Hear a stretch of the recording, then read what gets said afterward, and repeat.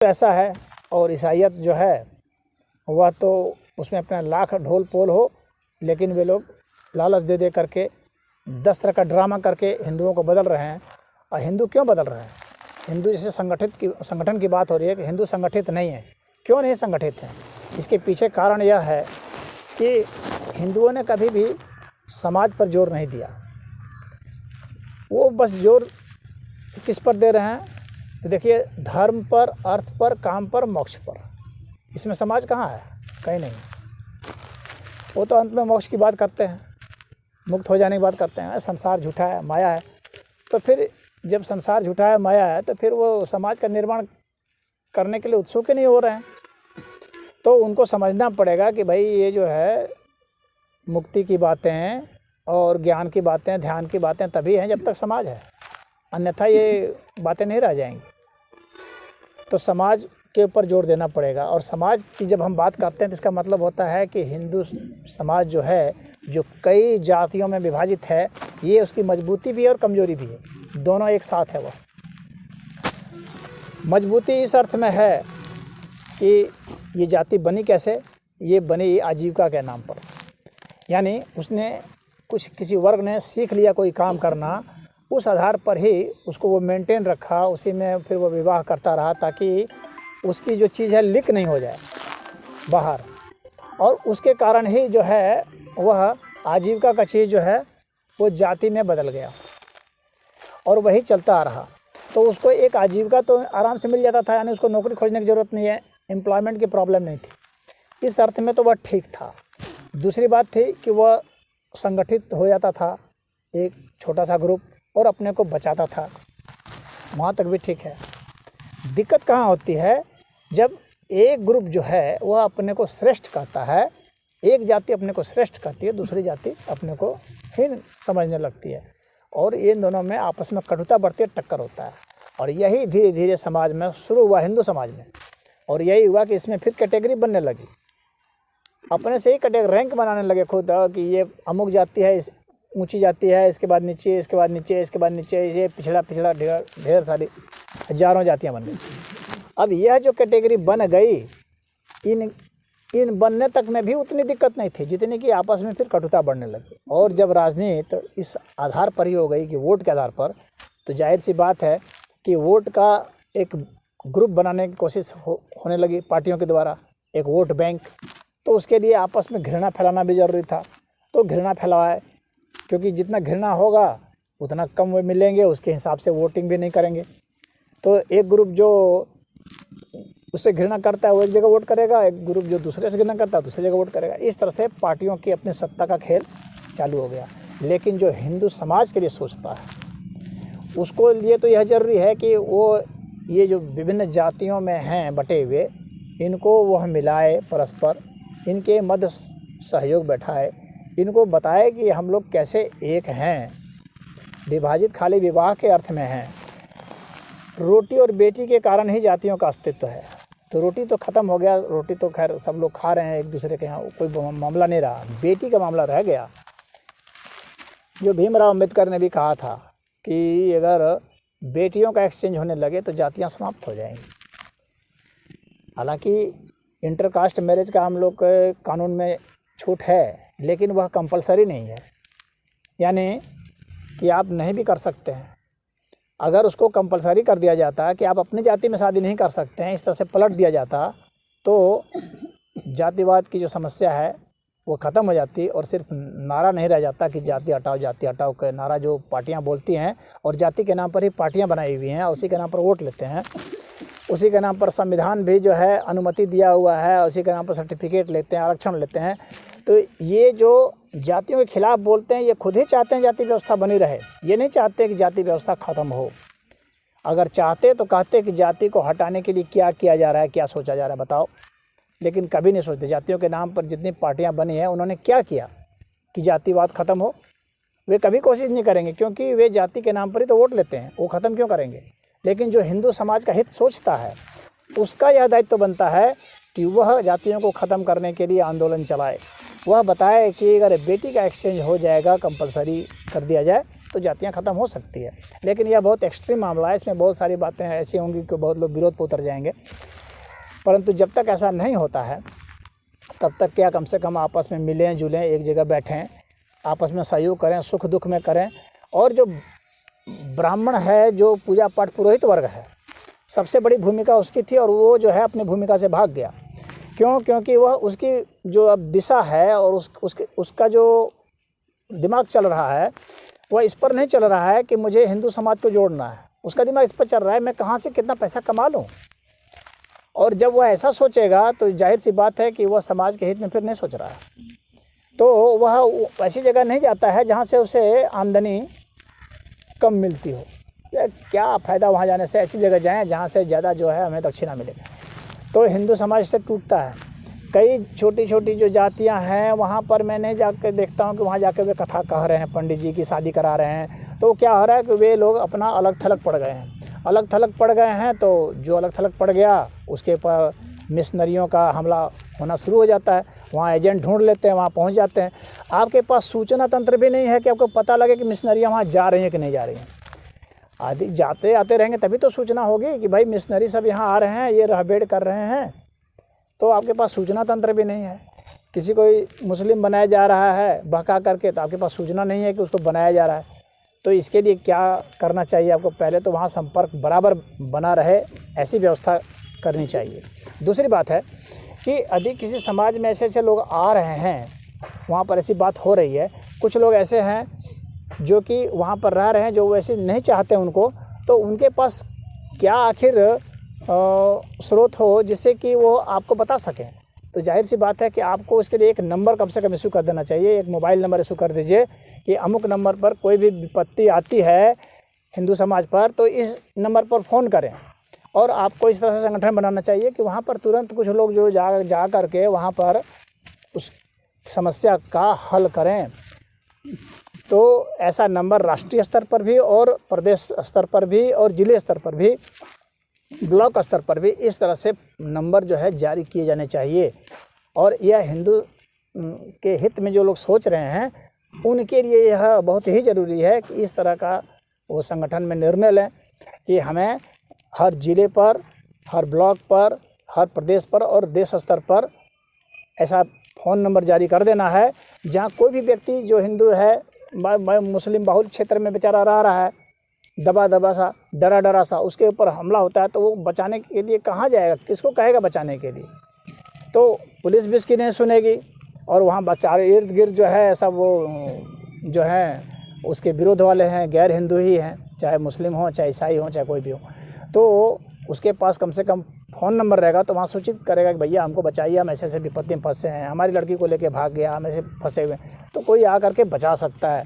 तो एक तो सिस्टम आप लोग जो अगर जब इसको चला रहे हैं आंदोलन के रूप में, तो मैं यही सलाह दूंगा कि एक नंबर राष्ट्र से लेकर के ब्लॉक स्तर तक जो है आप लोग कम से कम संगठनात्मक रूप से जारी कीजिए, ताकि जो जहाँ पर हैं वहाँ से सूचना दे सकें, वहाँ क्या घटनाएं घट रही हैं हिंदू समाज में उसको बताया जा सके। यह काम तो आप लोग एक करिए। दूसरी बात है कि हिंदुओं को शिक्षित कीजिए। हिंदू सब तो अपने धर्म के विषय में भी नहीं जानते हैं कि आखिर वे किस चीज़ को प्रतिनिधित्व कर रहे हैं, उनका सिद्धांत क्या है। वे कुछ पढ़ते नहीं हैं, न कोई ग्रंथ पढ़ते हैं, न कोर्स में पढ़ाया जाता है। मुसलमान साहब कम से कम जैसा भी हो, गलत सलत जो भी सही, 4, 5, 10 बातें हैं वे अपने तो जानते हैं इस्लाम संबंधित, जिसको कि रटा रटाया उसको कहीं बोलते हैं। हिंदू समाज अपने धर्म के विषय में नहीं जानता है तो वो क्या बोल पाएगा? तो वो वहाँ सिर्फ मुँह ताकता रहता है, कुछ भी बोलता रहता है। कहीं भी भाई जब आप गैर हिंदू से आपका मुकाबला होगा तो वहाँ पर तो बातचीत होगी, तर्क वितर्क होंगे, तो आप कुछ जानेंगे तभी तो बोलेंगे। और जानने के लिए ज़रूरी है या तो वह व्यक्ति स्वाध्याय करे या उसको कोई बताए। और सारे लोग स्वाध्याय नहीं कर सकते क्योंकि सब लोग अलग अलग गृहस्थी के काम में लगे हुए हैं। तो जो साधु संत लोग हैं वे, और जो पंडित पुजारी लोग हैं, पुरोहित का काम करते हैं, वे, उनका दायित्व बनता है कि जा करके हिंदू धर्म से संबंधित कुछ बातें बताएं। और कौन सी बातें बताना है तो उसके लिए कम से कम एक पतली सी बुकलेट एक तैयार कर लें। और जो मुख्य बात है, जो सार है हिंदू धर्म का तर्कपूर्ण, उसको, उस पुस्तिका को सबके लिए उपलब्ध करा दें, ताकि हर हिंदू जो है उस चीज़ को जाने कि हमारा धर्म का यह सिद्धांत है, ताकि उस पर वो कहीं भी बहस कर सके। तो उसी बात को पढ़ाते रहें, उसी बात को सुनाते रहें, साधु संत भी जहाँ हैं वहाँ से सुनाएं। तो यह जो है अनिवार्य रूप से करें, यानी शिक्षित करना बहुत ज़रूरी है, क्योंकि जो आपके शिक्षित नहीं है वही लोग जो है जब निरुत्तर होते हैं तो धर्म अपना बदल लेते हैं।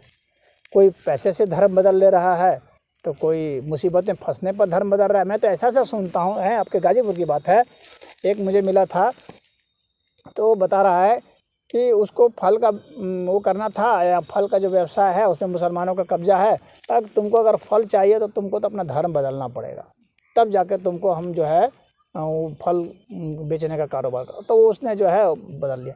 यानी लोग अपने धर्म का महत्व इतना गिरा दिए हैं कि फल बेचने के लिए धर्म बदल रहे हैं। तो ऐसे लोगों को बचाना बड़ा मुश्किल काम है ना। जब तक आप उसको एजुकेट नहीं करेंगे कि धर्म कितनी बड़ी चीज़ है, कि उसको अरबों खरबों रुपये दे करके भी बदला नहीं जा सकता है। इतनी बड़ी चीज़ है कि गर्दन पर तलवार भी कोई रख दे तो ऐसे हम लोग के वीर पुरुष हुए हैं जिन्होंने कहा कि हम धर्म नहीं बदलेंगे, भले हमारी जान चली जाए। तो लेकिन धर्म के इस महत्व को जब तक आप उनको समझाएंगे नहीं, तब तक तो वो ये 2 किलो संतरा में अपना धर्म बदल लेंगे, 500 रुपये में अपना धर्म बदल लेंगे, क्योंकि उसको महत्व ही नहीं पता है कि धर्म है क्या चीज़, उसकी आवश्यकता क्या है। तो यह महत्व उनको समझाना, यह दायित्व बनता है, साधु संतों का ही बनता है, जो जागरूक लोग हैं, विद्वान लोग हैं, उनका ही बनता है, पंडित पुजारियों का बनता है। सबको समझाया जाना चाहिए। इसके लिए एक बुकलेट लिखा जाना चाहिए, और जैसे PDF फाइल जो बना करके जो भेजते हैं, तो उस तरह से PDF फाइल बना करके भेज दीजिए, जैसे मोबाइल वालों को भेज रहे हैं।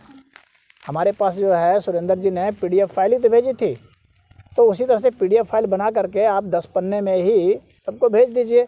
ये जो है हिंदू धर्म का सार है, और उसको सब लोग पढ़ लेंगे, उतना पढ़ लेंगे, उतना समय निकाल लेंगे। आज के समय में ज़्यादा लोग पढ़ने के इच्छुक भी नहीं है, तो कुछ को ऑडियो में भी दे दें, कुछ को वीडियो में दे दें, ताकि वह सार रूप में सब जान जाए। तब जा कर के वो कहीं बहस कर सकेगा, धर्म के महत्व को समझेगा, अपने राष्ट्र के महत्व को समझेगा।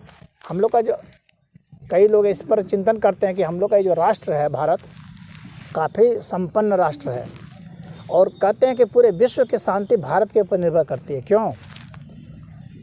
विश्व की शांति इसीलिए भारत पर निर्भर करती है क्योंकि भारत में अभी हिंदू हैं बहुसंख्यक। अगर यहाँ पर गैर हिंदू हो जाएंगे बहुसंख्यक और उनकी सत्ता हो जाएगी, तो भारत के पास इतना संसाधन है, इतना धन है यहाँ पर, और यहाँ पर इतने हथियार भी हैं, परमाणु संपन्न राष्ट्र है। ये जिधर घूमेगा उस तरफ जो है बैलेंस शिफ्ट हो जाएगा, और वैसी स्थिति में विश्व युद्ध असंभावी हो जाएगा। और भारत अगर गैर हिंदुओं के हाथ में चला गया तो पूरा विश्व भी नहीं बचेगा, क्योंकि इतने संपन्न होने के बाद जो आक्रमण करेगा, इतनी आबादी वाला देश जो इतना खपत करता है, इतने संसाधनों का खपत करता है, सारी कंपनियां यहाँ इन्वेस्टमेंट करना चाहती हैं, इतनी यहाँ बिक्री है, इसका GDP इतना हाई है। तो ऐसी स्थिति में जब गैर हिंदू यहाँ पर हो जाएंगे तो उस धन का प्रयोग वे जो है टकराने में ही करेंगे। फिर हिंदू यहाँ नहीं रह जाएगा तो फिर किसे टकराएंगे? फिर इस्लाम और ईसाइयत की ही टक्कर होगी, और किसकी टक्कर होगी? क्योंकि और कोई बचेगा नहीं। आज विश्व में सबसे ज़्यादा आबादी जो है ईसाइयों की है, उसके बाद इस्लाम की है, फिर हिंदुओं की है, फिर बौद्धों की है। अगर हिंदू और बौद्ध को मिला दिया जाए तो खैर अभी भी बहुत ज़्यादा है, लेकिन अब ये बौद्ध पहले सनातन में ही थे, लेकिन अब वे अपना एक नया एजेंडा चला रहे हैं, नव बौद्ध अपने को कहा रहे हैं। उनको खुद ही नहीं पता है कि बौद्ध धर्म जो है मत है वह क्या कहता है। स्वयं बुद्ध जो है वे अपने को कहते थे कि मैं सनातनी हूँ। उन्होंने खुद कहा है धम्मपद में, ऐसे धम्मो सनातनो, सनातन धर्म का ही मैं हूँ। उन्होंने खुद कहा है कि जो राम थे वो यही मैं हूँ, लंका अवतार सूत्र में। तो उन्होंने वो हर बात कही जो सनातन धर्म में, वैदिक धर्म में पहले से चला आ रहा था।